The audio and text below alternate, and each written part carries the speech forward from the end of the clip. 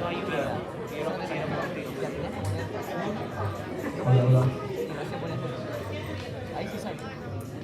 Bien, muy buenas tardes con todos. A ver si nos podemos ir acomodando y tomando asiento, donde hay algunos espacios ahí libres todavía, por favor. En todo caso, hay todos donde puedan estar ahí escuchando algo más cómodos. Bien, en primer lugar, muchísimas gracias que nos puedan estar hoy día acompañando. Este es otro evento que, como observatorio de la carrera de Economía, desarrollamos y hemos desarrollado durante este semestre. Este evento, que la hemos denominado Estabilidad Financiera y Perspectivas de la Economía Peruana, lo vamos a desarrollar junto con el profesor José Luis Nolasco, quien les habla, Julio del Castillo. Vamos a desarrollar dos temas. El primero, relacionado con el análisis del sistema financiero peruano, y el segundo, relacionado con las perspectivas económicas. Con miras al término del 2023 y con las expectativas sobre las cuales deberíamos de desarrollar nuestras actividades para el 2024. Sin más, vamos a iniciar y la dinámica que hemos preparado para el día de hoy, vamos a desarrollar. Las dos presentaciones se encuentran enlazadas, así que al término de ambas presentaciones vamos a dar un espacio para que puedan ustedes hacer algunas consultas, podamos ampliar nuestros comentarios y los argumentos que hemos ido explicando durante las exposiciones, y finalmente dar algunas conclusiones con respecto a, desde la perspectiva de nuestro interés académico, de poder difundir estos temas y que además forman parte de las materias que tanto José Luis como yo nos tenemos encargados en la carrera. Nos interesa siempre que estén ustedes al tanto. ¿De acuerdo?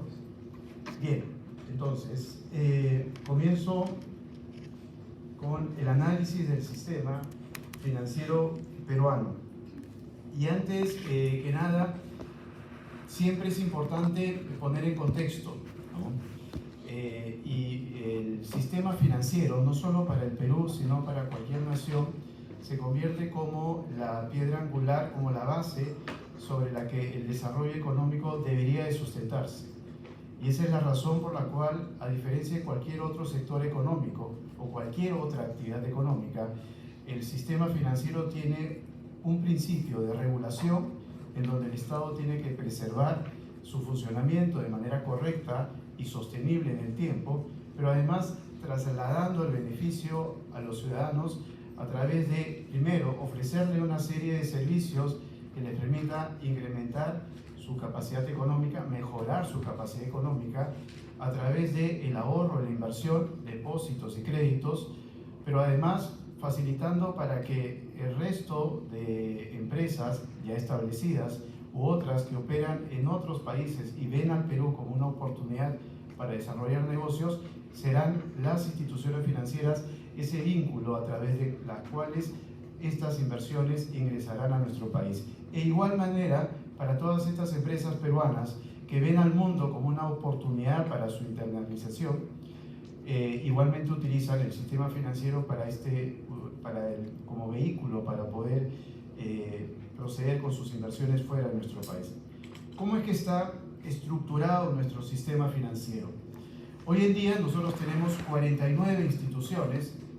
Aquí no he considerado a dos instituciones de primer piso del Estado, que es el Banco de la Nación y el Banco Agropecuario. Estoy considerando a las 49 instituciones que se encuentran divididas en estos 5 ambientes de operación. La banca múltiple, que es la que uno más ubica, la que más conoce, la que más publicidad tiene. Son 17 instituciones y que representan el 89% de todos los activos que el sistema financiero administra, evidentemente distinguiendo los activos de estas dos instituciones públicas que acabo de mencionar. Noten ustedes entonces la concentración dentro del sistema financiero alrededor de lo que entendemos como la banca múltiple. ¿Por qué banca múltiple? Porque son instituciones que están autorizadas para poder operar en todas las posibilidades comerciales y de actividades que el sistema financiero tiene autorizado realizar.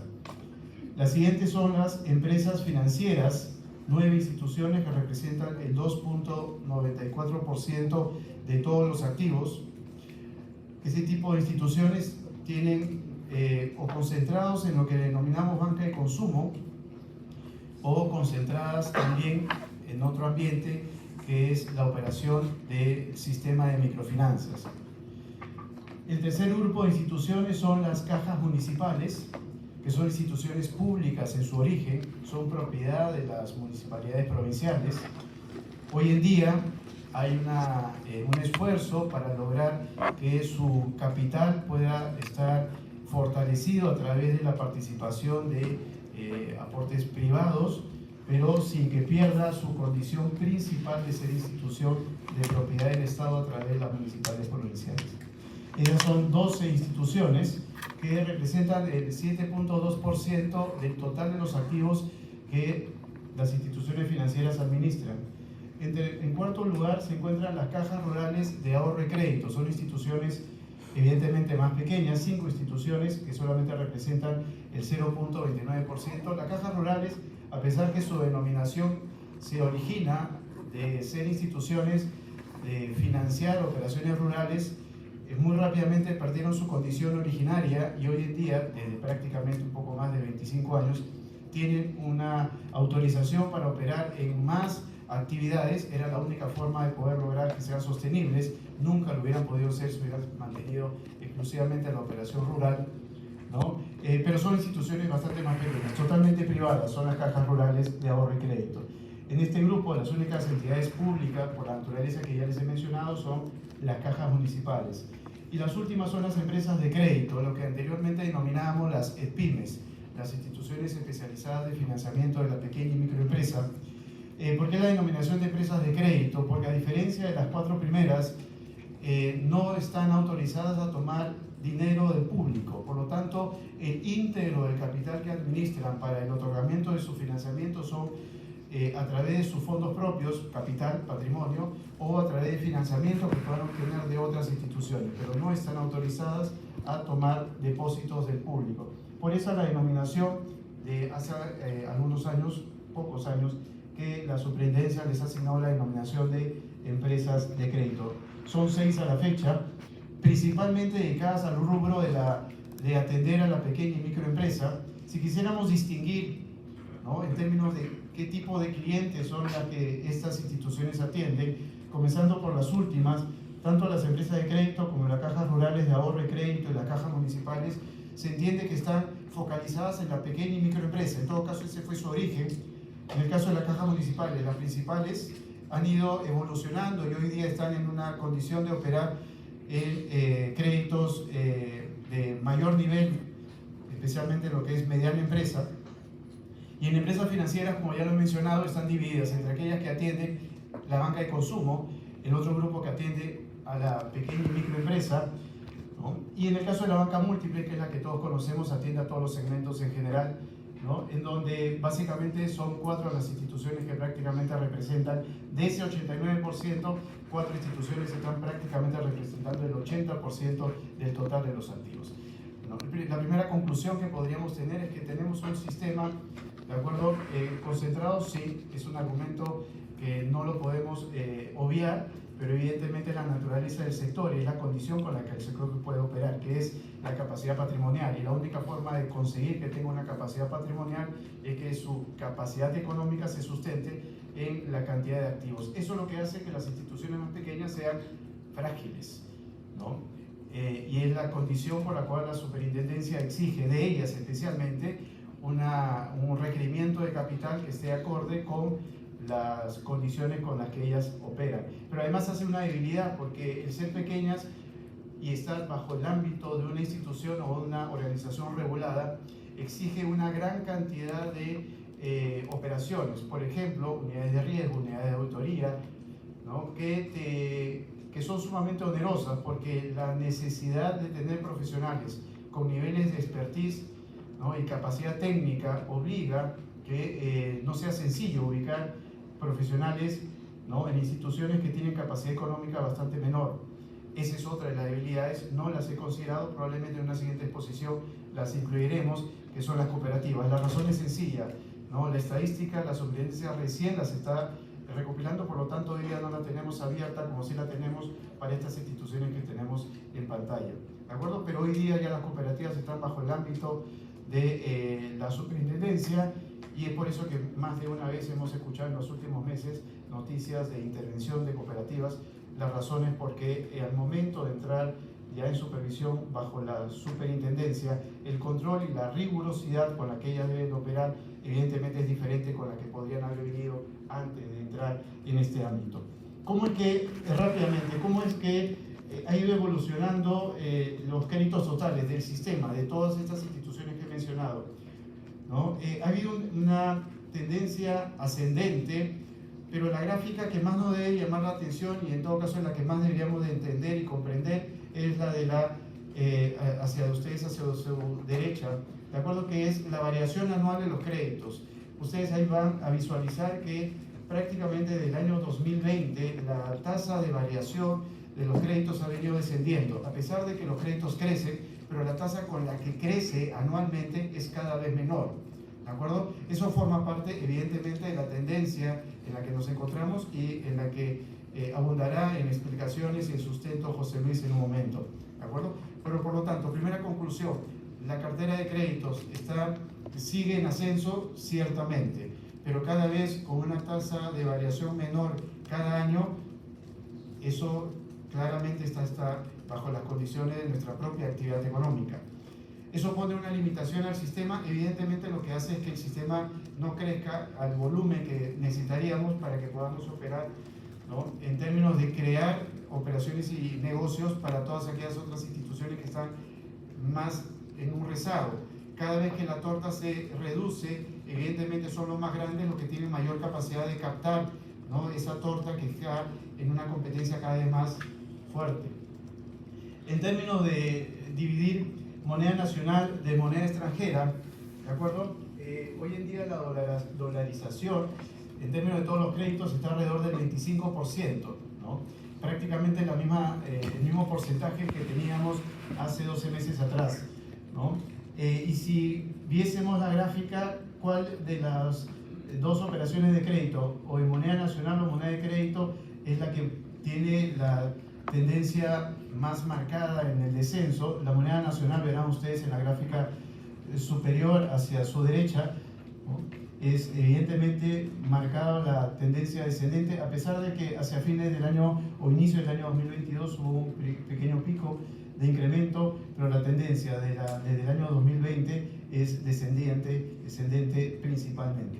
En el caso de moneda, ¿de acuerdo?, en moneda extranjera, el descenso en términos de velocidad es menor. En términos de los subsistemas, ¿no?, como lo hemos dividido, ¿no?, la banca múltiple es la que ha podido mejor soportar la tasa de variación. Ustedes verán que su tasa de variación es la que mejor ha logrado sostenerse, siendo la caja rural la que más ha tenido el efecto en contra, ¿no? Las empresas financieras, luego de este descenso pronunciado entre el 2020 y el 2021, recuperen hoy día nuevamente en la tendencia de descenso, ¿no? En términos de tipo de cliente a los que se atiende, los créditos no minoristas, ¿a qué representan? Son los créditos que se otorgan a las corporaciones, a las grandes empresas y a las medianas empresas. Eso es lo que se denominan los créditos no minoristas. Y verán ustedes la tendencia, si es relevante en términos de la variación. Los créditos a la pequeña y microempresa, luego de la tendencia descendente durante el 2021, de acuerdo que venía del 2020, logra recuperarse y luego viene esta caída, pero no en la tendencia de la banca, de los créditos no minoristas. El crédito de consumo, luego de la caída por efecto de la pandemia, se recupera y vuelve a descender. Y en resumen, y los créditos hipotecarios, que son los que tienen históricamente la naturaleza de tener la mayor estabilidad, luego del descenso que sufrieron durante la época de la pandemia, pero también, al igual que todas las operaciones de crédito, también descienden. En resumen, ¿no?, lo que estamos advirtiendo es, ¿no?, un comportamiento en el que se ha acelerado el proceso que luego de la pandemia se había logrado revertir, ¿no? En términos de los créditos a los sectores económicos, el sector económico que principalmente recibe fondos del sistema es el sector comercio, ¿no? Hay que entender que el sector comercio es, por naturaleza, el sector que la rotación de los créditos que recibe es de mucha mayor velocidad. Entonces, si alguno de ustedes me preguntase por qué, a diferencia de otros sectores, el comercio es el que mayor cantidad de desembolsos o en términos de saldo de créditos tiene, es que para cualquier operación bancaria el sector comercio es evidentemente mucho más atractivo porque la rotación del crédito es mucho más veloz, ¿de acuerdo? Y por lo tanto, mientras más rápido yo otorgue el crédito, el reenganche es a una nueva tasa de interés y por lo tanto la posibilidad de obtener mayores beneficios es mayor, diferente a lo que podría ser, ¿no?, yendo al tipo de crédito, un crédito hipotecario. Otro tipo de industrias, en el extremo, el sector pesquero, ahí es otra la condición o la connotación que hace que el sector pesquero tenga una posición dentro de todos los saldos de crédito menor, y es la condición de riesgo. Pero más aún durante el 2022, en donde prácticamente la pesca ha estado absolutamente paralizada porque no ha habido apertura de pesca a nivel nacional. Entonces se sobreentiende que del crédito al sector pesquero esté prácticamente cercano a cero. El agropecuario, siempre por su característica de riesgo natural del sector, no es un sector principalmente que se le toma como financiamiento. Y el segundo sector principal es el manufacturero. Ahí tiene otra condición diferente a la del comercio, que es la rotación. Y el manufacturero lo que tiene es una gran cantidad de activos, ¿de acuerdo? Lo que origina que esos activos son una condición para que el otorgamiento de crédito tenga cierto nivel de cobertura. Comercio, rotación, manufactura, una condición de solvencia por su propia cantidad de activos que posee y porque además la necesidad de créditos, justamente por ser manufactura, para poder operar, es en volúmenes mayores. ¿Cuáles son de estos sectores en la variación anual los que sufren la mayor caída? El comercio, evidentemente, al momento de tener una tendencia descendente, ¿no?, la actividad económica, es el comercio ya en este momento en el que siente el descenso más relevante, ¿de acuerdo? Seguido igualmente por los sectores, en este caso eléctrico, gas y agua. En términos de créditos por departamento, en esta lámina no está no está Lima metropolitana, mejor dicho, y es porque Lima representa el 72% de todos los créditos, ¿de acuerdo? Por lo tanto, si yo lo hubiera incluido ahí, hubiera salido un gráfico absolutamente imposible de poder revisar. Así que simplemente les menciono que el 72% aproximadamente de los créditos están todos concentrados en la ciudad de Lima y el saldo está concentrado en el resto de las ciudades que ahí sí están en pantalla, ¿de acuerdo? Entonces, los créditos principalmente están en Arequipa, ¿de acuerdo?, en Lambayeque, La Libertad. Y nuevamente, ¿qué es lo que advertimos aquí? Es que los créditos están asociados directamente con el desarrollo económico de cada una de las zonas geográficas del Perú. Y si nosotros quisiéramos ir hacia las zonas más pobres, evidentemente donde el crédito es donde el mayor stock es donde se direcciona. Luego, hacia el final, hablaremos sobre el tema de inclusión financiera y verán ahí que son otros los esfuerzos que habría que hacer para poder lograr que el proceso de distribución correcto del otorgamiento de crédito se alcance. Ahí viene otra actividad que es ojo, todo lo que tengo aquí es el sector privado y aquellas instituciones que actúan como sector privado, que son las cajas municipales. ¿De acuerdo? Las cajas municipales actúan como sector privado. No tienen ningún tipo de motivación de su lógica y estrategia de actuar como sector público en términos de motivar algún tipo de desarrollo. Deberían, ¿de acuerdo? Pero no es que lo tengan interiorizado. Por lo tanto, ¿quiénes son los encargados de cambiar esta dinámica ¿no? Es el sector público, pero es otra la discusión y son entre ellas estas dos instituciones. Tengo que reconocer que el Banco de la Nación no está autorizado a dar créditos directos a la población. A los únicos que el Banco de la Nación le puede dar créditos son a los empleados públicos que cobran su salario a través del Banco de la Nación. Es decir, tampoco no es cualquier empleado público. ¿De acuerdo? Y le otorga el financiamiento a todas las instituciones públicas como municipalidades o entidades del Estado que reciben dinero directamente del Ministerio de Economía y Finanzas como transferencia de fondos, ¿no? Por esas razones que el Banco de la Nación, pues, su tasa de riesgo es prácticamente cero, ¿no? Para avanzar un poco más en todas las instituciones, los depósitos siguen la misma dinámica y especialmente cuando vemos nosotros la tendencia, ¿no?, en los últimos trimestres. Nuevamente sigue la similar tendencia de los créditos.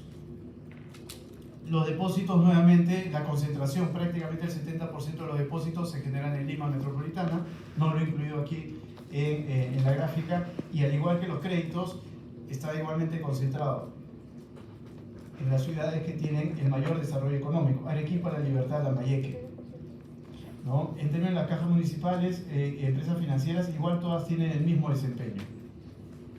Otro elemento central en el momento en que nosotros evaluamos a las instituciones financieras es las tasas de interés, ¿no? La tasa de interés que está definida para septiembre de 2023 para cada uno de los segmentos de negocios en los que operan las instituciones financieras, y lo que nosotros advertimos aquí es la variación, ¿de acuerdo?, en términos de las tasas contra septiembre 23 y septiembre 22, ¿no? Y nuevamente son los segmentos de consumo. Noten ustedes que tienen una variación de 6 puntos porcentuales, ¿de acuerdo? Las tasas corporativas, que son las que tienen menor efecto de variación, es decir, los créditos más pequeños son los que tienen el mayor efecto en su variación frente a los créditos de mayor volumen.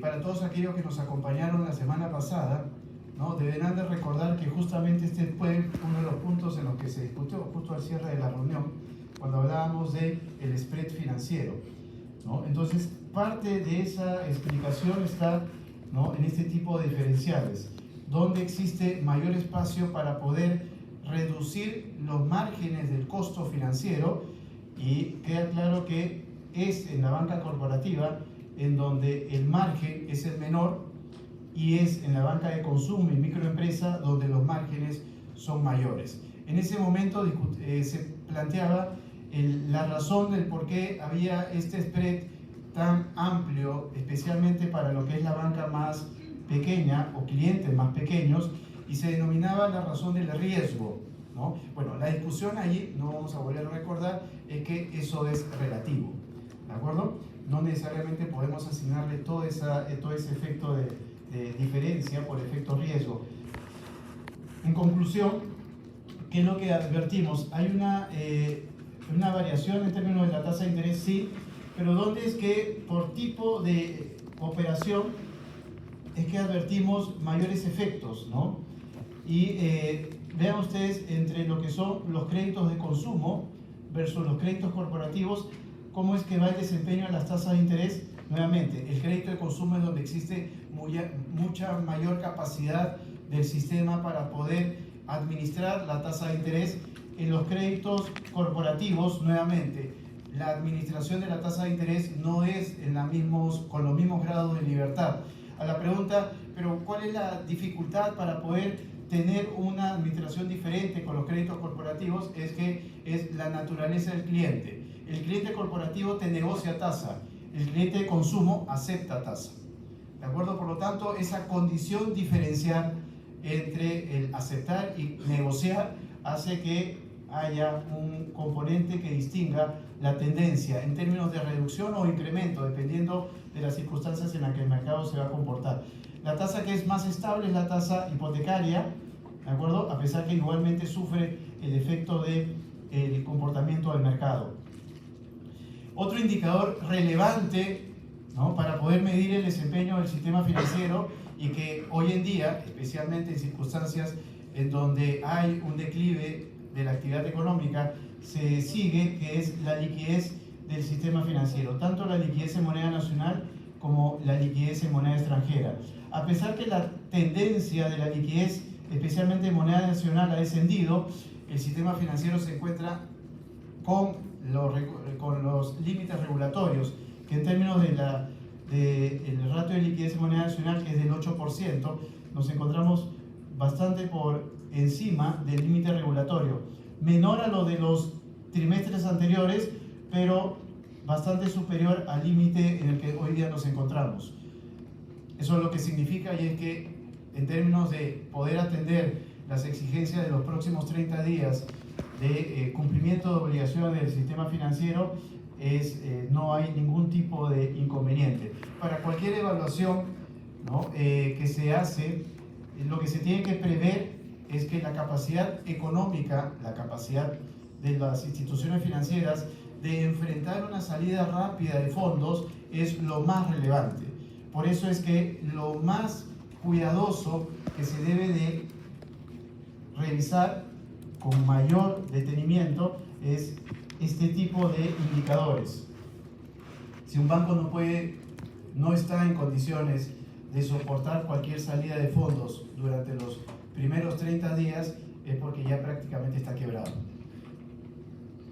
En términos de moneda extranjera, de acuerdo que tenemos el ratio de liquidez 20%, notarán ustedes que para todas las instituciones estamos sumamente holgados. Conclusión, ¿no? A pesar de que la tendencia en el crecimiento de los créditos viene en descenso, la tasa de crecimiento, no es que los saldos hayan caído, igual ocurre con los depósitos, pero la capacidad económica del sistema para poder soportar cualquier salida de fondos, si así lo exigiera, es cubierta holgadamente. Primera conclusión. La segunda conclusión que podría originar que la primera se desencadene es la morosidad, ¿de acuerdo? Ustedes notarán que a pesar de que en el caso de las cajas rurales ese tipo de caídas son por efectos de más bien salida de instituciones o modificaciones en la cartera de créditos que administran, que hacen que originan estos cambios tan bruscos. Lo que es bastante más estable, como verán ustedes, que es la banca múltiple, que prácticamente se mantiene, ¿no?, alrededor del 3% de mora, superando cualquier circunstancia de crisis que podríamos haber vivido en épocas en donde circunstancias de caída o de reducción del desempeño económico hemos enfrentado. Por lo tanto, la morosidad es una preocupación para el sistema, no lo es. Pero el siguiente indicador que va acompañando al de la morosidad es el de las provisiones. ¿Y cuál es el concepto de la provisión?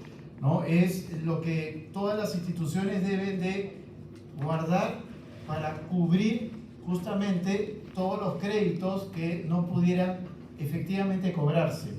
Y ustedes notarán, ¿no?, que prácticamente todas están al 100% de sus créditos atrasados.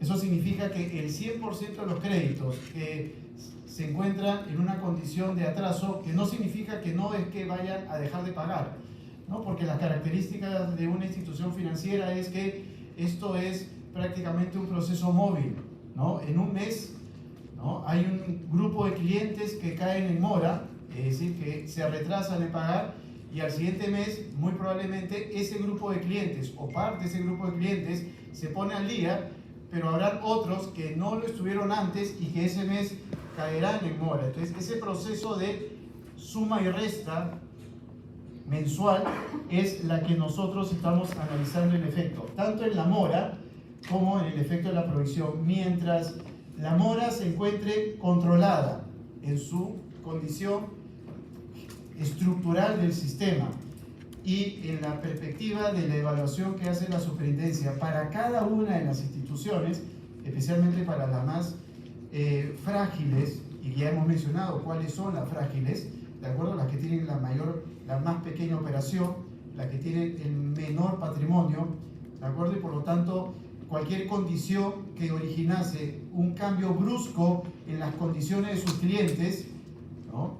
Las pueda poner en peligro. Por eso es que cuando hacemos esta evaluación entre morosidad y provisión o calidad de cartera, se van varios frentes. Uno de los frentes son, y es uno de los principales frentes, es el de el análisis de la concentración, que nosotros tenemos que ver una perspectiva más general. Cuando hablo de concentración es porque eso nos lleva a que las características que están concentradas en una determinada región o determinado sector económico o determinado tipo de cliente podría conllevar a que la cartera esté sumamente afectada por cualquier condición que afecte a ese grupo, ¿no?, que nos encontramos evaluando. Por eso es que la regulación que exige que si tú estás concentrado debes tener algún tipo de nivel de precaución en términos de capital para poder soportar que esa concentración regional, todos tus créditos están lamentablemente en el norte.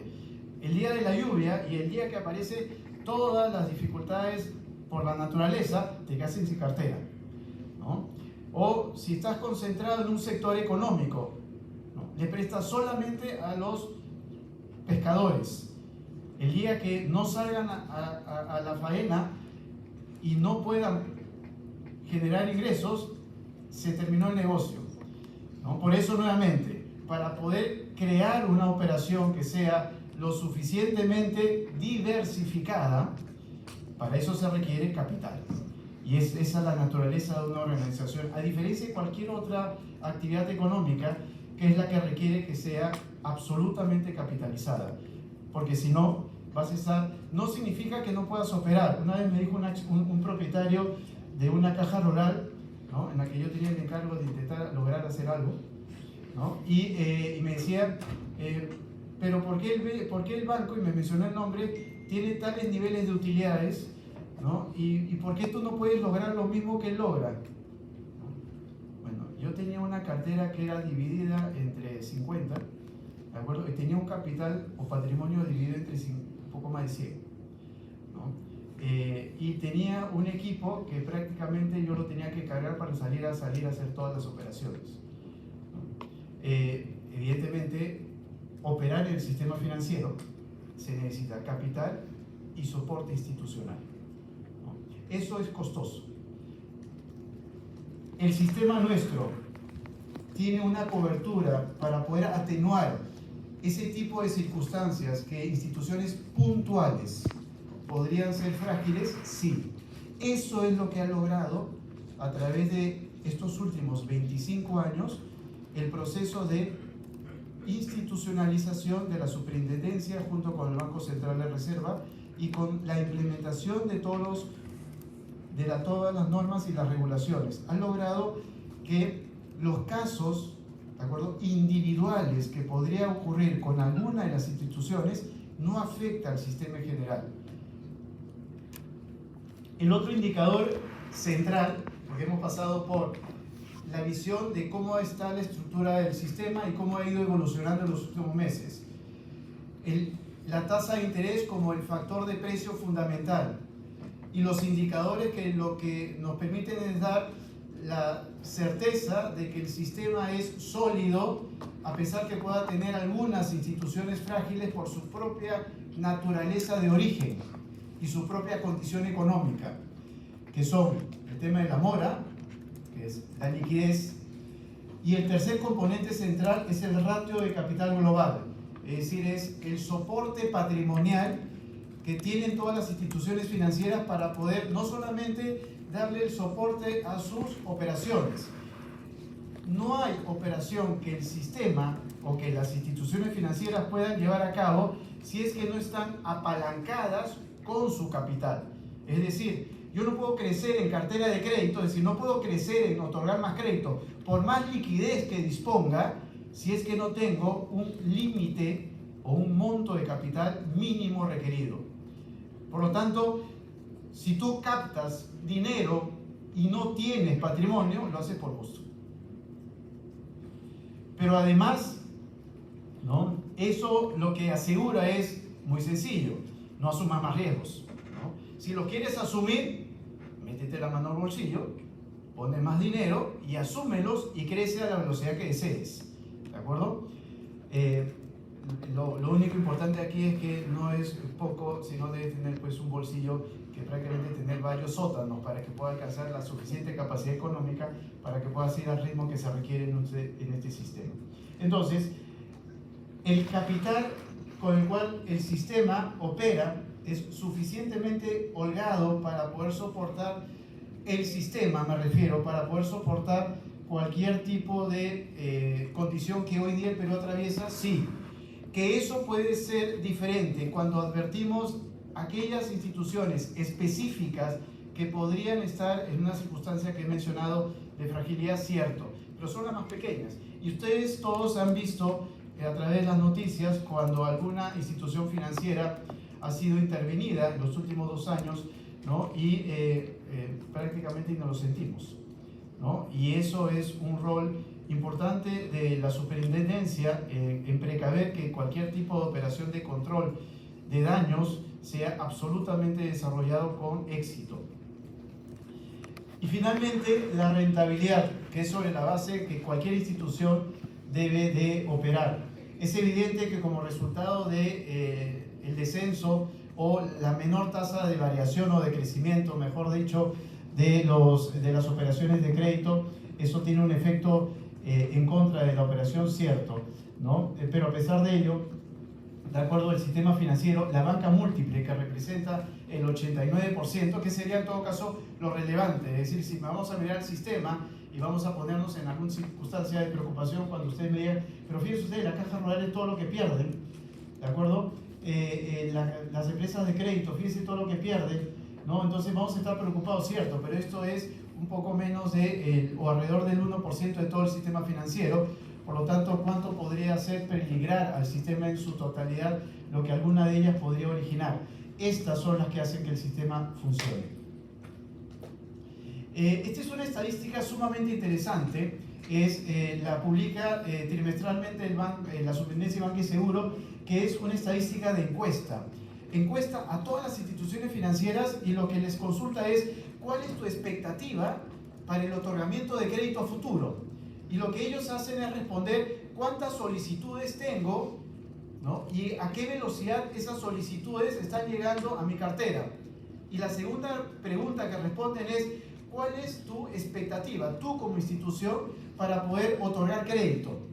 ¿No? Si estás lanzando productos, si estás lanzando algún tipo de operación, ¿no? O si estás teniendo algún tipo de incentivo para poder impulsar el otorgamiento de crédito. La respuesta en todos los casos, con la mirada a septiembre de 2023, es: hay una menor recepción de solicitudes, y por el lado de las instituciones financieras, que sería la oferta, es el lado de la demanda, una menor recepción de solicitudes, y por el lado de la oferta, la respuesta es: no hay intención de modificar nuestra política actual. Eso es lo que significa, y es que la palabra es muy sencilla: escepticismo. ¿De acuerdo? Es decir, nadie está dispuesto a tomar un riesgo adicional del que ya tiene hoy. Pero eso no significa que estamos dejando de lado las oportunidades que el mercado nos propone. Nuevamente, ¿quiénes son los más apropiados o los que están en mejores condiciones de aprovechar las oportunidades? Los que tienen la mayor capacidad económica, los que tienen el mayor despliegue a nivel nacional y a nivel de todos los sectores económicos. Y finalmente, no podríamos dejar de hablar del sistema financiero si es que no cumple un rol, que es el rol de la inclusión financiera. Y esto en varios ambientes. En términos, lo tradicional, si pensáramos varios años atrás o alguna década atrás, veíamos solamente esta estadística o esta forma de ver el tema de la inclusión, créditos y depósitos respecto al PBI. Y noten ustedes que el esfuerzo que hemos hecho prácticamente del 2012 hasta el 2023, estamos alrededor del 41%, prácticamente nos hemos quedado estancados, ¿no?, en los últimos años. Si lo vemos desde otra perspectiva, es el acceso, el uso, que es el que se entiende como profundidad hoy en día cuando se evalúa el tema de la inclusión financiera, ya no solamente se le ve desde la perspectiva de créditos y depósitos respecto al PBI, es una mirada, sino hoy de una mirada más profunda, es el uso, el acceso, es decir, cuántos puntos de atención existen y qué tan cercanos están a la población, el uso, ¿no? Cuánto esos puntos de atención y estos servicios que nos ponen a nuestra disposición efectivamente los utilizamos. Eso es uso o profundidad, ¿no? Y la calidad, que no está medida acá, que es un concepto un poco más elaborado y estructurado, que es con qué tipo de satisfacción el cliente del sistema financiero está tomando estos servicios. En términos de acceso, ¿no? Sí hay una diferencia por cada una de las localidades del país, ¿de acuerdo? Cada una de las localidades del país tiene un nivel de acceso diferente. Eso es otro elemento en el cual el sistema tiene una disposición de trabajar, pero nuevamente, extraer de las localidades en donde hoy día se opera para ubicar toda esta infraestructura en donde probablemente más se requiera, eso no es gratuito, ¿de acuerdo? Y la pregunta tendría que hacerse es si es que el sector privado tiene que pagar, ¿de acuerdo?, el colocar toda esta infraestructura allí en donde evidentemente la rentabilidad no existe, ¿no? Nuevamente rol público, rol del Estado. Deudores, sobre la base de lo que indicábamos igualmente, ya para ir terminando, en términos de profundidad, ¿no?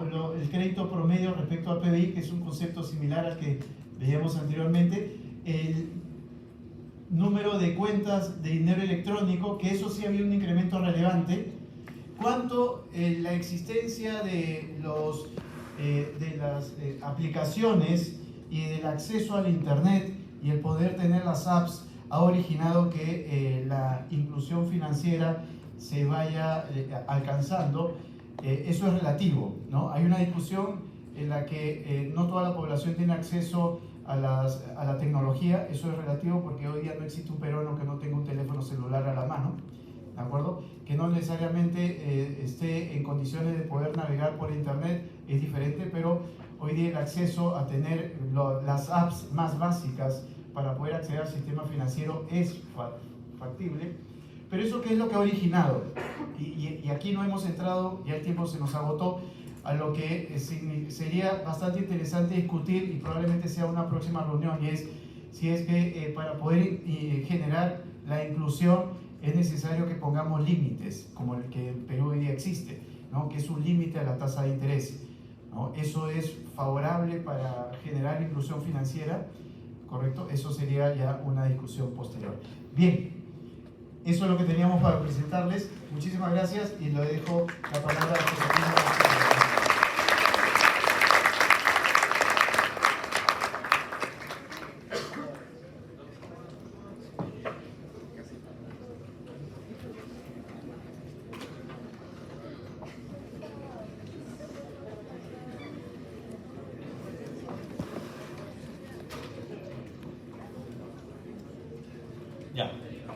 Bueno, muy buenas noches con todos. Quisiera aprovechar la última parte de lo que comentaba el profesor Julio del Castillo sobre el tema de inclusión financiera para un poco traer la importancia justamente de ese tema y por qué para ello se necesita, dentro de muchas cosas, crecer, ¿no? Y es por eso que el motivo de la reunión, en mi caso, voy a comentar un poco acerca de cuáles son las perspectivas, ya más pensando para el 2024, ya un año de la verdad que ha sido bastante duro, y qué es lo que nos podría deparar, porque hemos aprendido algo este año, y es que en verdad cualquier cosa puede ocurrir, y lamentablemente creo que todavía no estamos 100% preparados para afrontar diferentes cosas que nos puedan pasar, sea situaciones externas o situaciones locales. Entonces, dicho esto, lo que van a ver a continuación va a ser un poco de coyuntura, junto con ciertas proyecciones para diferentes variables internacionales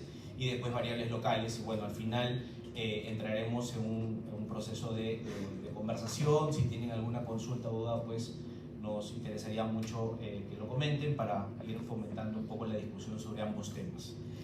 Bien, en primera parte, por el lado de la actividad global, ha sido este año, yo creo que dentro de todo, un año mejor de lo esperado. Si uno retrocedía un poco al año anterior, a noviembre, diciembre del 2022, y pensaban qué es lo que podía pasar con la economía mundial en 2023, creo que nadie esperaba que Estados Unidos iba a crecer prácticamente alrededor del 2%. De hecho, se hablaba en aquel momento que podía ocurrir una especie de aterrizaje forzoso, ¿no? Y hoy en día creo que ni siquiera estamos hablando de lo que se llama un aterrizaje más suave o soft landing, lo que le llaman, y más bien sí puede haber una ligera desaceleración el próximo año, que es propio de cualquier economía que entra en una política restrictiva y que por lo tanto puede traer consecuencias en el largo plazo. Pero dentro de todo creo que la FED ha cumplido viene cumpliendo su meta de tratar de llegar a la inflación meta en Estados Unidos, que es de 2%. Ojo que en el caso de Estados Unidos, a diferencia de Perú, que tenemos un rango meta, y el punto es llegar, o el objetivo es llegar al 2%. Entonces, en el caso de Estados Unidos ha sido mejor de lo esperado, ligera desaceleración el próximo año. Para el caso de la eurozona ha sido una situación contraria, principalmente porque este país ha sido afectado no solamente por la crisis internacional, lo que todo originó quizás a través de la guerra entre Rusia y Ucrania, sino también todo este problema energético que trajo a colación una mayor inflación mucho más notoria versus otros países y por ende un menor crecimiento. Y más bien para el próximo año ya lo que se está esperando es un ligero crecimiento. Ojo que estamos hablando de países desarrollados, así que no esperemos que tengamos unas tasas de 4, 5, 6%. Para el caso de China, pues obviamente sí era algo que tenía en mente el gobierno chino, crecer 5%, de hecho eso fue su meta al cierre del año pasado, principalmente originado porque la política cero COVID, ¿no? Salió, ¿no? Y eso ocurrió a fines del 2022, y por ende las perspectivas para el próximo año, para este año fue crecer 5%, lo cual los números vienen diciendo que sí es totalmente factible, más allá de que los últimos indicadores, digamos para octubre, noviembre, muestran ligera desaceleración o moderación de la tasa de crecimiento, y más bien te dan una lectura de que de cara al próximo año puede haber un menor crecimiento de nuestro principal socio comercial, ya no es Estados Unidos, sino es China. Entonces, esta situación en términos de PBI mundial nos pone en que quizás en 2024 el crecimiento pueda ser ligeramente menor. Ustedes dirán, ¿por qué en PBI mundial prácticamente crecemos lo mismo? Porque hay otros países emergentes que sí se espera un mayor crecimiento, ¿no? Y bueno, hay que estar atentos porque así como este año felizmente sorprendió al alza el crecimiento mundial, no vaya a ser que el próximo año sorprenda por el otro lado, ¿no? Entonces hay que estar atentos, vamos a ver qué es lo que pasa, sobre todo el primer trimestre del siguiente año. Respecto a los commodities, para nosotros es súper importante analizar esto por dos razones. Si uno analiza el cobre y el petróleo, somos muy dependientes del cobre porque somos uno de los principales productores de cobre y porque dado el precio del cobre nosotros podríamos exportar más este metal y a través de eso también recaudar más, ¿no? Ese es el primer canal y eso gatilla mayor crecimiento. Pero también el petróleo nos puede impactar no tanto a las exportaciones sino a las importaciones. De hecho, este es uno de los principales precios que seguimos de cerca si queremos mirar la inflación importada. Entonces, y acuérdense que dentro de los precios, de Perú o de Lima Metropolitana, como queramos llamarlo, hay un componente externo. Y el petróleo es uno de los principales commodities que nos afectan a la canasta de precios importados. ¿Qué es lo que se espera para ambos commodities? Bueno, en el caso del cobre, felizmente, este año ha sido un año muy bueno, un nivel en promedio de 3.85 y en verdad el año anterior, o sea el 2022, incluso fue casi cercano a 4 dólares por libra, y han sido años bastante buenos. Lamentablemente no lo hemos sabido aprovechar, o incluso me podría cuestionar qué hubiera pasado si el precio del cobre hubiera estado en 3.50, ¿no? Entonces quizás no estaríamos hablando de una caída como la que tenemos probablemente al cierre de este año, alrededor de 0,5, sino quizás un poco más bajo. Y por el lado del petróleo, felizmente, hemos tenido ligero descenso comparado al 2021-2022. Las proyecciones es que siga una ligera desaceleración. Hoy en día las diferentes forecasters del Fondo Monetario, el Banco Mundial prevén que esa senda continúe, pero son bien claros en que cualquier situación externa, como lo que ha pasado en Rusia y Ucrania, o conflicto entre Gaza e Israel puede tranquilamente exacerbar este commodity y obviamente generar que el precio vuelva a subir, y eso puede ser un factor no solamente para menor crecimiento, sino sobre todo para una mayor inflación, la cual todavía estamos en un proceso de reversión al rango medio. Y por otro lado, abajo ustedes pueden observar tres tipos de commodities que también somos muy dependientes y que también afectan a nuestra canasta de precios, sobre todo importados. Y los tres felizmente están con senda descendente, y las proyecciones es que sigue esa senda para el próximo año, y eso es algo súper bueno, pero ojo que esto se mueve en función a las expectativas del mercado. Si uno quiere ver qué pasa con estos tres commodities, tiene que seguir de cerca a Argentina, a Estados Unidos y Brasil, ¿no? ¿Por qué? Porque entre los tres son los principales productores de estos commodities, ¿no? Y por lo tanto cualquier expectativa de una mala o buena cosecha para el próximo año hace que cualquier situación genere alza en el precio o por lo contrario también una baja, ¿no? Entonces, por el momento la situación está buena. Vamos a ver, sobre todo en Argentina y en Brasil, qué pasa con esos commodities por el tema del fenómeno del Niño. Si hay un impacto que pueda tener el fenómeno del Niño sobre esos países y su producción de esos commodities, podríamos tener precios al alza.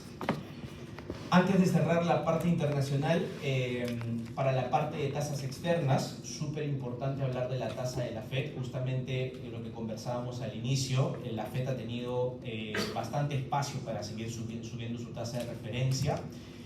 Para su próxima reunión, que va a ser el 13 de diciembre, está como que bastante dividido de si puede subir una vez más o no. Creo que están muy atentos a cómo va a salir el nuevo dato de inflación. Ha tenido estos últimos meses una inflación media errática porque obviamente Estados Unidos también depende del petróleo, y como esto se ha exacerbado producto del conflicto entre Gaza e Israel, obviamente ha generado que suba, digamos, ligeramente respecto al mes previo.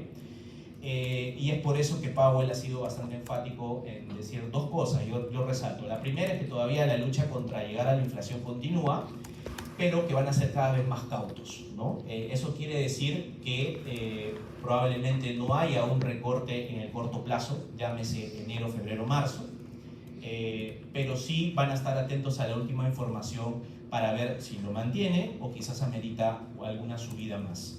Nuestras perspectivas, y es un poco en base a lo que espera el consenso, es que muy probablemente empiece un recorte en el segundo trimestre del próximo año, y quizás lo sitúe el cierre del 2024 más pegado al 5% y ya el 2025 más pegado al 4%. Igual son tasas altas. Esas tasas que les comento no es algo que habíamos visto, pero es algo, como ya nos había manifestado Powell, tenemos que acostumbrarnos porque estamos en todo el proceso de cumplimiento, tratar de cumplir esa meta de inflación del 2%. Respecto a las tasas de 2 años y 10 años para Estados Unidos, gira un comportamiento muy similar a la tasa corta. Y en verdad las perspectivas es que obviamente si la tasa de la FED en algún momento ya empieza a tratar de mostrar algún indicio de que comienza o que puede empezar a bajar en el corto plazo, las tasas de 2 años deberían tener esa misma reversión, ¿no? En el caso del dólar, pues lamentablemente el mercado ha hecho que esta situación ocurra y eso nos ha afectado al tipo de cambio hace 2 o 3 semanas. Felizmente esto ha disminuido y ha generado que el tipo de cambio de nosotros obviamente comience otra vez a desacelerarse porque se estaba depreciando. Y bueno, las perspectivas del mercado es que se sitúe al cierre del año alrededor de 103 y al próximo 102, o sea que va a seguir un poco en línea el comportamiento de la tasa de la FED, ¿no? Para la parte de actividad económica, el día de hoy se publicaron las cuentas macro del tercer trimestre, donde señalan cosas muy importantes, ¿no? Y no las puse en la presentación porque esto había que tenerlo ya con mayor anterioridad, pero lo comento. Yo me quedo más allá del dato observado del tercer trimestre. Lamentablemente la data siempre sale con rezago, aproximadamente 45 días, pero yo resalto puntualmente 2 cosas de esa información que acaba de ser publicada por el Banco Central. En primer lugar, el tercer trimestre ha caído 1%, como ustedes pueden ver acá la data de todos los meses ha sido súper mala, pero más allá del PBI hay 2 cosas que hay que resaltar, ¿no? La primera es que el consumo privado ha tenido su primera caída, y excluyendo pandemia no lo observábamos desde el cuarto trimestre del 2001. Saquen su cuenta qué tan mal nos ha ido, ¿no? En segundo lugar, el consumo privado se ha visto severamente afectado, no solamente por la inflación, no solamente porque generó, digamos, exacerbó el proceso del fenómeno del Niño este año, sino porque hemos entrado en un proceso de recesión y lamentablemente no se han tomado medidas adecuadas para controlar ello, ¿no?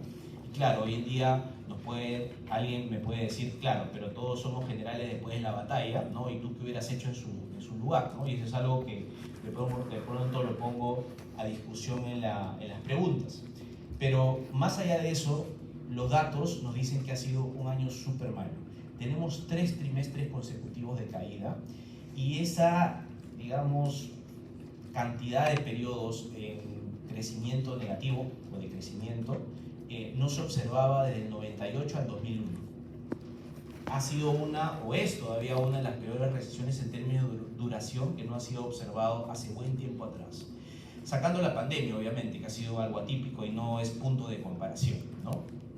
Y en verdad, esta caída, y ahí entro ya a lo específico, ha sido explicada en gran parte por un gran proceso de desaceleración que no inició en agosto, no inició en septiembre, no inició en julio, sino todo empezó acá, ¿no? Al cierre del cuarto trimestre del 22. Lo que pasa es que si uno revisa sus libros de macroeconomía, ustedes sabrán que cualquier choque de oferta debería ser en teoría temporal, ¿no? Se disipa el choque de oferta, se disipan las protestas, la economía debería, pues, revertir esa situación de rebotar, ¿no? Lo que hablan muchos analistas, ¿no? De la economía debería rebotar, ¿no?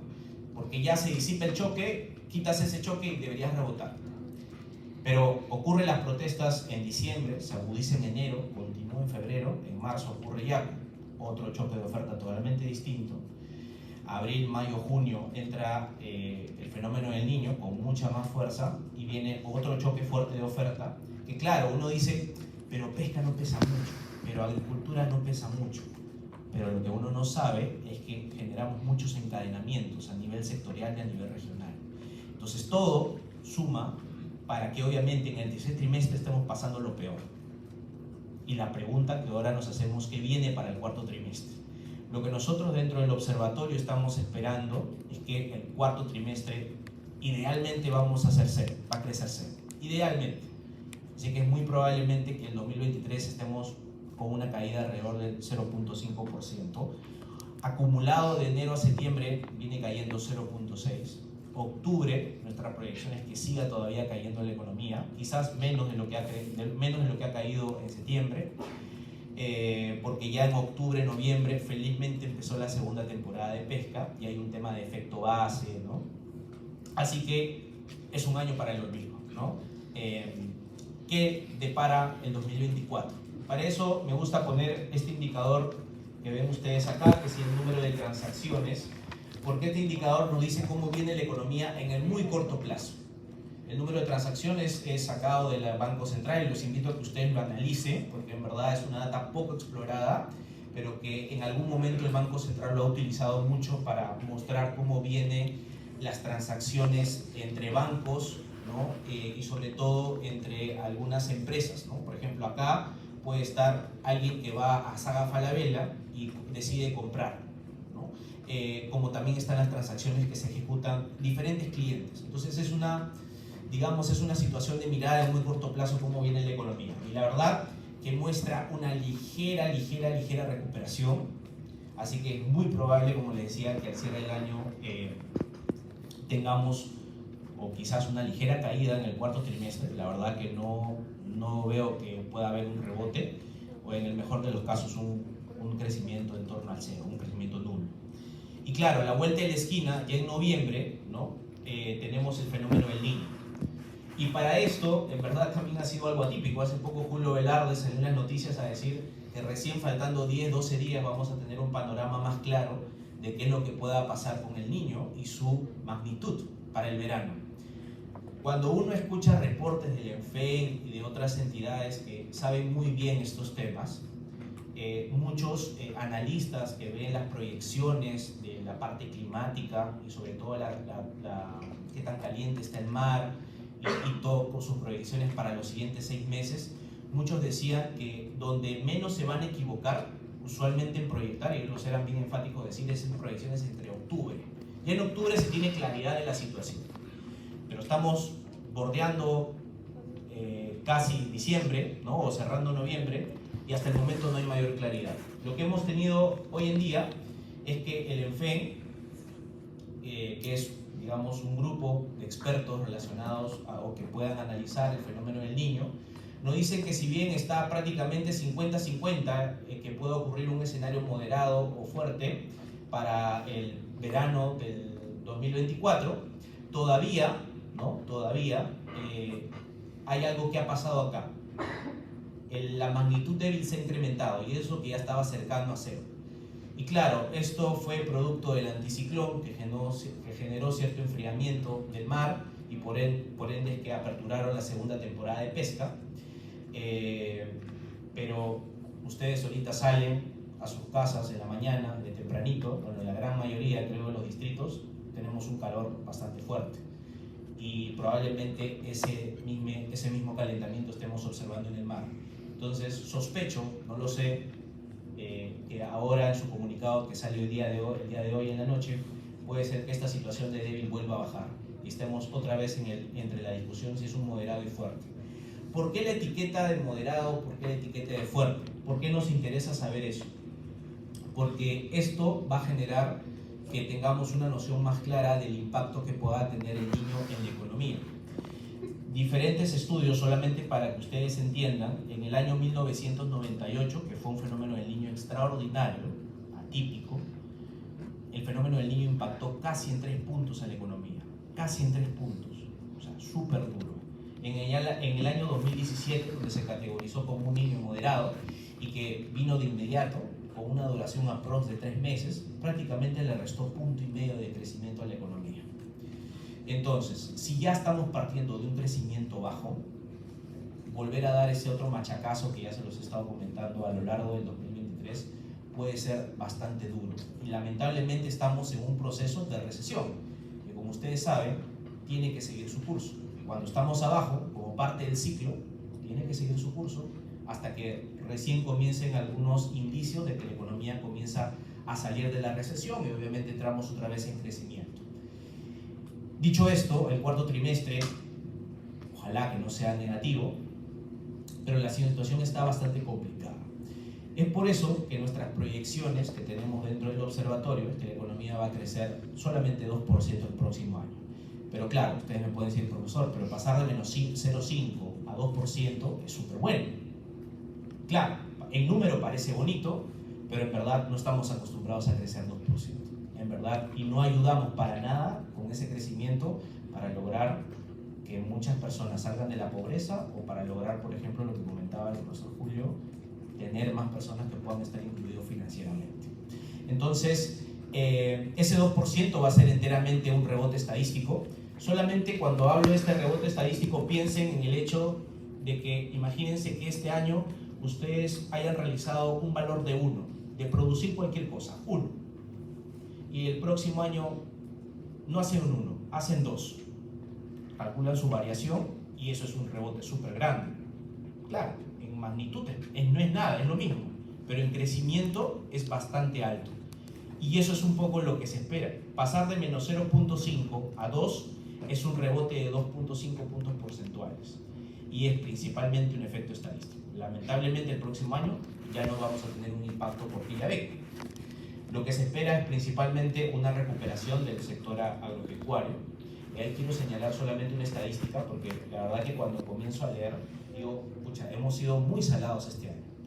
O sea, lo que nos ha pasado en el sector agropecuario, sacando el 92, que hemos tenido la sequía más fuerte en 50 años de historia, comparado solamente con el 92, esta ha sido la peor crisis para el sector agropecuario. Entonces saquen su cuenta y vuelvo a la reflexión de cuántas personas están en situación de pobreza respecto al 2022, ¿no? Y bueno, en segundo lugar, pesca. ¿Hace cuánto no hemos tenido una primera temporada de pesca. O sea, el dato que va a cerrar de la captura de pesca no se observaba desde 1998. O sea, hace 25 años no teníamos una situación tan grave. O sea, todas las cosas malas se han juntado este año. Todas, ¿no? Lo que estamos proyectando nosotros no dista mucho del mercado. Acá las perspectivas para el 2024 están en torno al 2, 2.4. Creo que la discusión y consenso se va a ir moviendo en función cómo viene la situación, sobre todo para el primer trimestre. Nosotros creemos que recién entre marzo, abril, creo que ya las cosas deberían estar un poco de decir, ya estamos saliendo de la recesión, pero de nuevo está la incertidumbre sobre qué es lo que pueda pasar con el niño hacia el próximo año. Va a depender mucho de la magnitud para saber qué tanto nos pueda golpear y salir rápidamente o no de la recesión. Que de nuevo, ya venimos casi 4 trimestres en recesión. Por otro lado, la inflación, felizmente es una batalla que la estamos logrando, ¿no? Y eso es mérito del Banco Central, pero también es mérito, aunque no lo crean, de haber tenido una recesión. Porque claro, en una situación de recesión donde no hay un choque de demanda que haga que la gente siga comprando y que por lo tanto los precios se mantengan altos, se disipa ese choque de demanda y por lo tanto la inflación también comienza a ceder. Claro, si la empresa observa que nadie le está comprando porque no hay demanda, ¿qué van a hacer? Bajar precio. Economía general, oferta y demanda. ¿Okay? Entonces, gran parte de esta desaceleración es debido a eso. Y es por eso que ustedes pueden ver que la inflación sin alimentos y energía, que excluye los componentes más volátiles, ya está prácticamente cercano al rango meta superior. Es muy probable que a diciembre esté en torno al 3, tranquilo. Y la inflación, que ya está bastante bien anclada a las expectativas de lo que espera el mercado, muy probablemente cierre alrededor de 3,5, que es nuestra proyección. Lo que estoy poniendo acá es nuestra proyección. Y al 2024 va a ser 2,5. ¿Hay riesgo de que pueda ser más que 2,5? Sí, probablemente. Ahora, algo que quería comentar sobre este punto, ¿no? Muchos dicen, ya salió en las noticias, el niño nos puede generar problemas de inflación, sí, pero el efecto sobre la inflación es bien de corto plazo. ¿Qué podría gatillar que la inflación sea un efecto, o pues, digamos, la inflación no ceda y termina creciendo? Es que se junten otros factores. Por ejemplo, se agudiza otra vez la crisis geopolítica en los países como Israel, Gaza y otros países. Puede ser que el petróleo siga subiendo y otra vez tengamos esa vuelta a un mayor crecimiento de la inflación. Y es por eso, y más adelante lo voy a comentar, el Banco Central probablemente en el verano se mantenga un poco cauto sobre su decisión de política monetaria. Acá tenemos un trabajo que hemos desarrollado en el observatorio, que es una descomposición de la inflación total en su componente, digamos, sin alimentos y no alimentos, ¿no? Pero acá no lo hemos hecho como el cálculo contable, sino hemos tratado de armar un componente simplemente sin alimentos y energía, y hemos intentado proyectar, y nuestra proyección, ¿no?, nos está dando definitivamente todavía un sesgo a la baja, ¿no? Y va un poco en línea con lo que les comentaba. Ahora, referente a las regiones, hemos tenido un comportamiento heterogéneo. Me gusta poner este gráfico porque, claro, Lima metropolitana es lo que siempre miramos, lo que siempre se analiza, pero hay que ver qué pasa en las regiones, y a nivel regional este mismo comportamiento de Lima metropolitana se observa para todas las regiones. Hay unas que se han encontrado más rezagadas, quizás la más rezagada hoy en día es Trujillo, ¿no? Con una tasa de inflación bastante alta, y producto del fenómeno del Niño se han dado estos hipos, ¿no? Entre marzo, abril, mayo, junio. Pero ahí viene el tema, ¿no? Cuando uno analiza un producto en particular, llámese limón, por ejemplo, no es que se disipa el choque de oferta en un mes, ¿no? Eso puede durar varios meses. Si ahorita el limón está mucho más bajo, no es necesariamente porque se fue el fenómeno del Niño, es porque en estos meses es donde mayor producción hay de limón. Estacionalmente es donde más limón hay. Es por eso que baja el precio. Entonces, si no hubiera habido este factor estacional, probablemente el limón seguiría caro, ¿no? O más caro, similar a los valores que hemos tenido, no sé, pues en agosto, en septiembre. La perspectiva de la inflación de diferente del consenso es que pueda estar cercano, bueno, al 4%. Yo creo que eso ya es imposible, ¿no? Llegar a 4,2% implica un fuerte rebote en noviembre y diciembre, cosa que no lo veo, ¿no? Yo creo que más pegado al 3,5%. Incluso me atrevería a decir que puede estar más pegado al 3,3, 3,5%, pero bueno, vamos a ver qué pasa. Y el 2024 yo creo que sí es factible llegar al 2,5, 2,7. Vamos a ver qué ocurre. De nuevo, todo va a depender de la duración del fenómeno del Niño. Para el tipo de cambio, como ya se los había adelantado cuando vimos la situación externa, el tipo de cambio a inicios de año se comenzó a apreciar, ¿no? Pero otra vez se comenzó a observar una depreciación enteramente por factores externos, ¿no? Ya no hay un componente tan, digamos, llamémoslo así, local, que esté afectando el tipo de cambio. Hoy en día es enteramente factores externos, pero felizmente, como se ha disipado quizás la posibilidad de que la Fed pueda seguir subiendo, y eso ha hecho que retroceda algo el dólar, el tipo de cambio ha seguido ese mismo comportamiento. Y es esperado, creo que para el cierre del 2023 cerremos alrededor del 3.75 y pueda haber una ligera depreciación de entre 3.80 y 3.85. Ustedes me dirán, profesor, ¿pero por qué se espera mayor depreciación de la moneda el siguiente año? La respuesta que hoy en día tengo, porque hay que ver qué pasa, la verdad que es bastante incierto proyectar el tipo de cambio, pero mi perspectiva para esperar una mayor depreciación se debe principalmente al spread o al diferencial de la tasa del Banco Central, obviamente de Perú, y de la tasa de la Fed. Si ustedes ven su ecuación, para aquellos que han llevado sus cursos de macro, de paridad de tasas, ¿no? Cualquier diferencial de ese spread puede generar mayor depreciación de la moneda. Ahora, hay una discusión teórica. Si ese spread, obviamente el mercado asume que es un spread que va a ocurrir y que es de muy corto plazo, muy probablemente no va a pasar nada y puede seguir esa senda de apreciación de la moneda. Pero si por otro lado el mercado cree que ese spread, digamos, puede tomar más tiempo, creo que las condiciones están para que se desprecie la moneda. Entonces, yo creo que va a depender mucho en qué momento la Fed decide comenzar a bajar y unirse al Banco Central al descenso que ya viene registrando algunos meses atrás, ¿no? Para el caso de la tasa del Banco Central, acá tenemos la tasa nominal, llamémoslo así, y acá tenemos la tasa real. Esta tasa real es descontando expectativas de inflación. El próximo, en su siguiente reunión del 14 de diciembre, pues definitivamente va a bajar una vez más. Creo que las condiciones están hechas, dado un nivel de inflación bastante controlado y una economía que está en recesión. Creo que todas las condiciones apuntan a que eso ocurra. Pero vamos a ver qué es el mensaje, y habría que preguntarle el 7 de diciembre, que aprovecho que es comentarle que es la presentación de Velarde aquí en la universidad, qué es lo que cree que él pueda pasar en una situación del Niño, ¿no? Porque obviamente lo que nosotros estamos esperando es que, creo, sobre todo en el verano, va a esperar qué es lo que pasa sobre la inflación, sobre todo de alimentos, y su repercusión, sobre todo en el nivel de inflación, ¿no? Para el próximo año.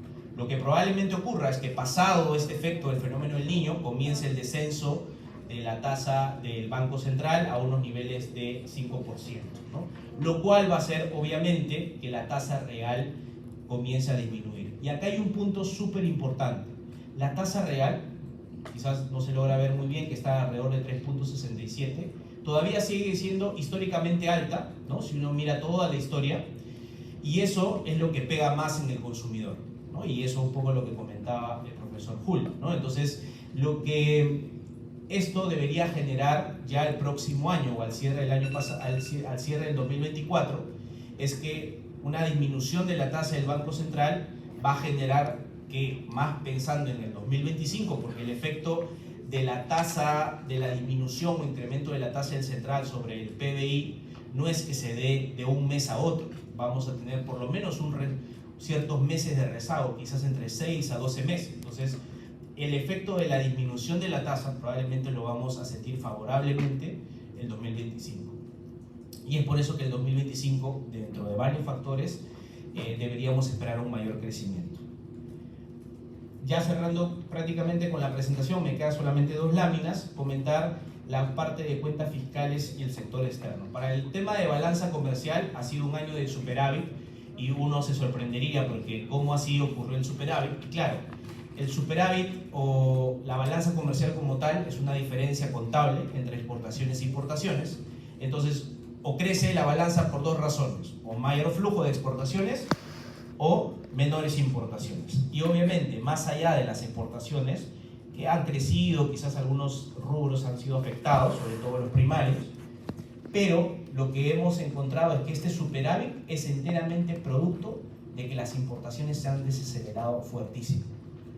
Yo hasta el mes pasado había contabilizado por lo menos alrededor de 5.000 millones menos de dólares respecto al 2022. 5.000 millones de dólares respecto al 2022. Y eso es producto de una débil demanda interna. Las proyecciones que al cierre del año obviamente esté situado entre 15.5 mil millones o quizás 16, redondeando, pero para el 2024 debería disminuir, y la pregunta es ¿por qué? Bueno, más allá de las exportaciones, es porque si la economía debería algo recuperarse, las importaciones deberían también recuperarse y por ende compensar y hacer que disminuya ligeramente.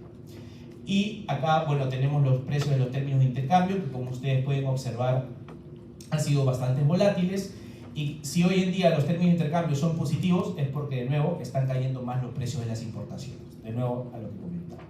Entrando al tema fiscal, y para mí es súper importante comentar, a octubre el déficit fiscal está en 2.8.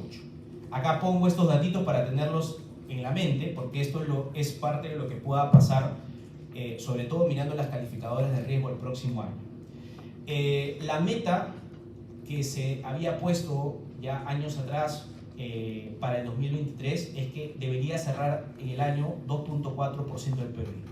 Esto parece una meta prácticamente imposible, porque eso implicaría que debería incrementar los ingresos tributarios, y en un proceso de recesión es improbable que eso ocurra, ¿no? De hecho, viene cayendo fuertemente los ingresos corrientes, tanto tributarios, o principalmente tributarios. Y por otro lado tenemos gastos, porque el gobierno está ejecutando todo lo que pueda para tratar de sacar adelante y tratar de sumar en algo por inversión pública.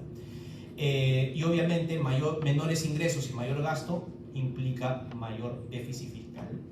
Pero ¿por qué les decía lo de las calificadoras de riesgo? El hecho de que cerremos el año fuera de lo que se propuso llegar el Ministerio de Economía, muy probablemente ponga el estado de alertas a algunas calificadoras de riesgo. Ahora ustedes me dirán, profesor, pero en el niño no suele pasar que el déficit fiscal rompa la regla. Sí, pero para eso tiene que salir, o bueno, el Ministerio de Economía tiene que decir que estamos en una situación de emergencia y frente al Congreso exponer ello y hacer que le permitan gastar más porque están en una situación de emergencia. Y si el MEF no lo ha hecho ahora es porque está guardando todavía aún más balas para lo que pueda pasar el primer trimestre del año.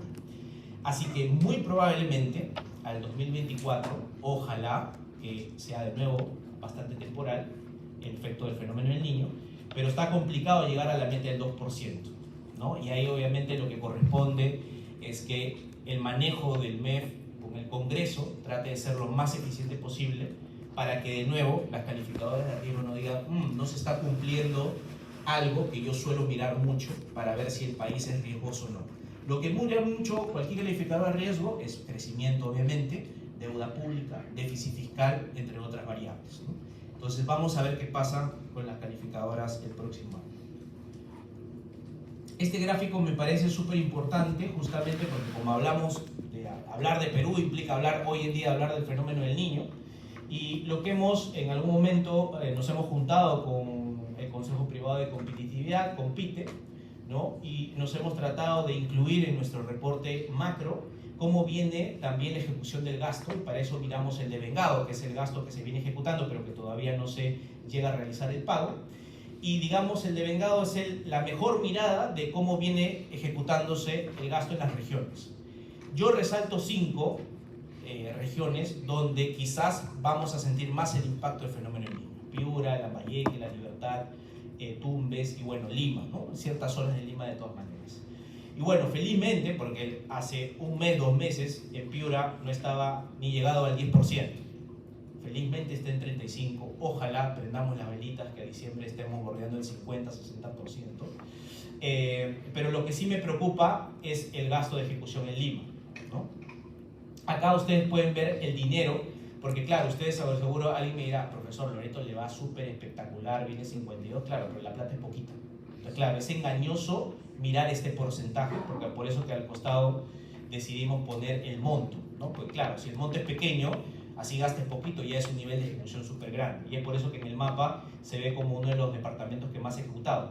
Pero alguien dirá, ¿por qué le han dado menos plata a Loreto? Y es porque ahí el impacto no se va a sentir, probablemente se sienta más en la zona costa centro-norte, ¿no? Entonces es por esa razón que es la que deberíamos estar monitoreando estas regiones. Así que, un poco para cerrar esto, en línea justamente con lo del déficit fiscal, hay que monitorear, y ustedes pueden tener acceso a la base de Compite, que los invito a que lo revisen, porque también es información súper útil y que se puede actualizar diariamente para ver bien cómo se está ejecutando, sobre todo a nivel regional. Y con esto cierro. Creo que algo súper importante post-niño, creo que sería un tema súper importante de analizar como tema de investigación, es la eficiencia de los gobiernos regionales justamente en situaciones del fenómeno del niño. Muchas gracias.